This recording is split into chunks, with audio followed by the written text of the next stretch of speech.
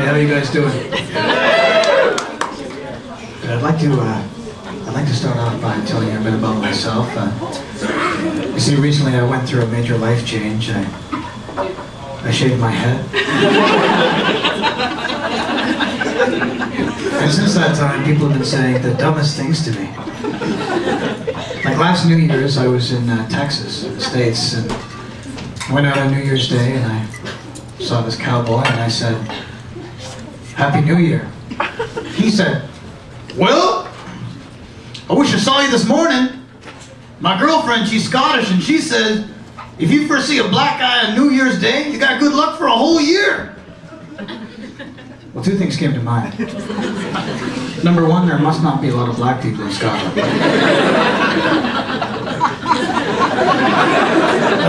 I mean, how does it work there? You're walking down the street and you see a black guy. Make a wish!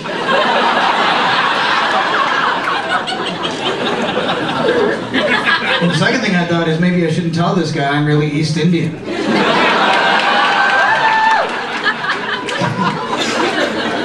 You see black, that's good luck. You see brown, you get hit in the head with a falling taxi or something. I know how it works. It's great to be here in Absolute Comedy in Ottawa. I love comedy. I love being a comedian. On stage, not so much off stage, because then everybody wants to tell you a joke, and if you don't laugh, you're some kind of asshole. I think the worst example is my friend's mom. She's Iranian, nicest lady. But since she found out that I do stand-up comedy, she keeps telling me all these jokes, hoping that I'll tell them to you on stage. But the problem is she barely speaks English, and she keeps doing the punchline in Arabic or whatever her language is. "Ben, I have a joke for you.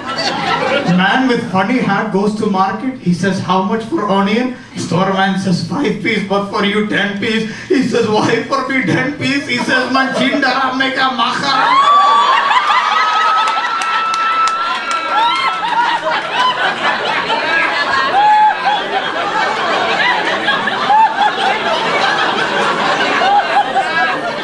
So now I'm telling you.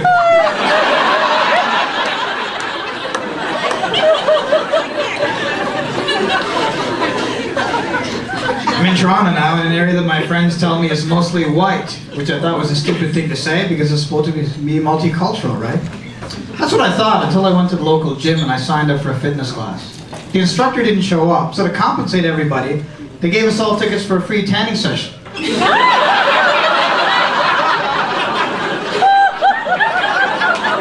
I'm like, hello? But that's what this club does. They keep handing out all these free tanning. I wish I had known that earlier. Then I would have spoken up and said something like, "Excuse me, my name is Pavel, I'm from Ukraine, I'm sick and tired of all these free tanning sessions."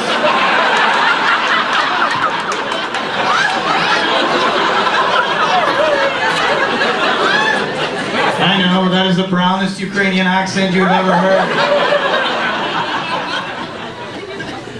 My cousin is pissing me off. He recently immigrated from India, and he's asking me all these mind-numbing questions. I guess it's my fault because I said, "You know what, man? You're an immigrant here, just like my dad was. Ask me any question. I'll be happy to help you out." So I took him for his first Dairy Queen ice cream cone. You know the paper at the bottom of the cone? He says, "Ben, can I eat past this point?"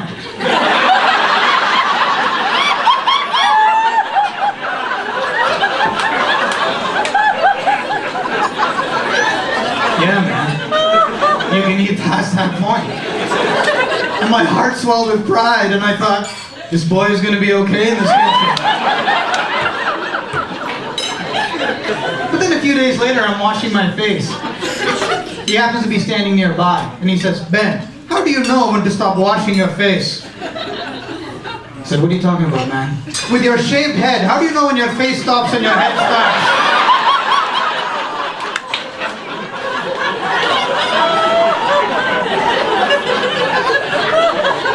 You know what, man? Can't a guy wash his face in peace without... Ben, another question. Who's more gay, a man who tries on his mother's panties or his friend who takes a picture?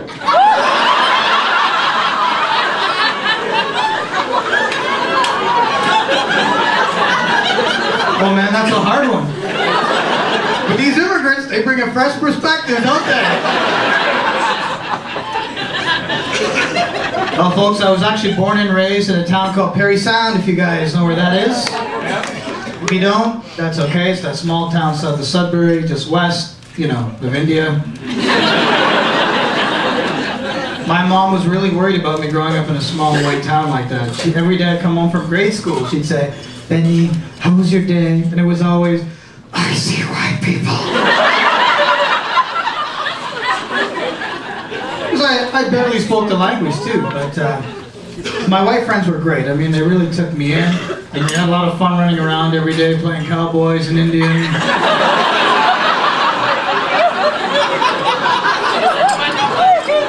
Those were magical times. And I guess because most of the friends that I grew up with were white, they felt they had license to ask me these retard questions. "Man, do you tan?" Well, unlike you white folk that rely on the power of the sun, I simply retreat to a dark room and absorb all the blackness. Indeed, that is the source of all my power. And the stupid question just never stopped. Like, I'll never forget a friend of mine came to my high school. His name is Hutch, and he was black. They say that because in a high school of 1,200 students, I was one of the only minority kids there. So the day that Hutch walked in, it was like an event. And I remember standing in the hall talking to all my friends who were white at the time, and we were, okay, well, they're still white. They went through that Eminem phase. Anyway. And they started staring. "Psst, Ben, did you see that guy?" "Yeah, I saw that guy." "He's black." "Yeah, man, I kind of noticed." "Well, does this mean you're going to start hanging out with him and stuff?" I said, "What is this, Wild Kingdom? What am I, Buffalo looking for the lost herd?" I said, "Of course we're not going to hang out. You know why? Because I picked out his scent several hours ago. And I've had time to urinate on all my friends. And on all the doors." After I do shows, people are always coming up to me and saying, "You know what, Ben, are you really from a small white town?" I guess it's the idea of like black people from China or brown people from Scotland. You know there must be some, but you just never hear about it. But this is 2009. People should know better. It's not like in the 70s when I was born in the Perry Sound General Hospital. Even strangers were coming to visit the new brown baby. Bringing gifts of gold, myrrh, and frankincense. It's not like that. I don't know why my parents moved to a small white town. Because immigrants, they go to the city, they say, because of the job opportunities.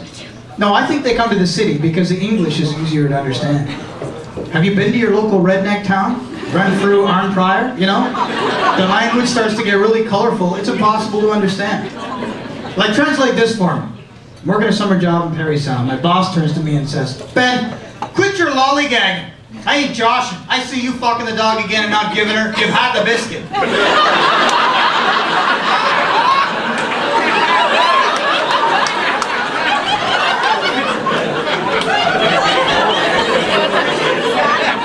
You think I'm having sex with animals? What are you saying? You got any couples here tonight? Lots of couples are out? You're yawning, miss? Oh my God, you're killing me here. I'm not talking to you at all. Look at the front row. Oh my gosh. You guys, did you choose to sit here? Horrible look at his face. Because people either they're seated here or they choose to sit here. In which case, it's like riding a roller coaster. You know you're not going to die, but you're in for one hell of a ride. How'd you guys meet? You don't remember? Do you remember her name? That's a start. It's nice to see you here. I have a soft spot for that kind of thing because I had to leave Perry Sound to meet women because my dad was making it difficult. I mean, girls would call me up, but anybody here of the kind of father that when the phone rings, you pick it up and 20 seconds later he has to answer it? "Hey, Seema, thanks for calling. Baby, I miss you too. This is my seductive voice. Baby, I miss you too. This weekend? Oh, tonight? Oh, Hello? Dad, I got it. Hello, who is this? Dad, would you please get off the... Tell Dad, it's your son, Ben. Benny, it's midnight. Come home, come home.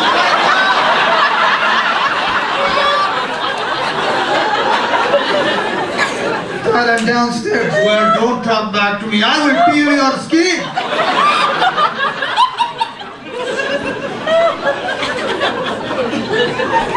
You know, I'm with the girl now. There is a happy ending, but there was an awkward moment when I met her father. You know, guys, that is like a nervous moment.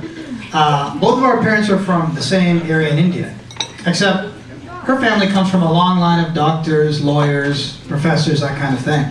My family, a long line of farmers. So when I went over there, the questions were pretty good. He would say, Ben, what is your 5-year plan? What is your long-term plan? Do you plan on getting a real job, Ben? Good questions like that. But when I brought her over to my dad, right in front of him, I said, so Dad, what do you think? He said, well, if you like her and she has no hair on her face, then keep her.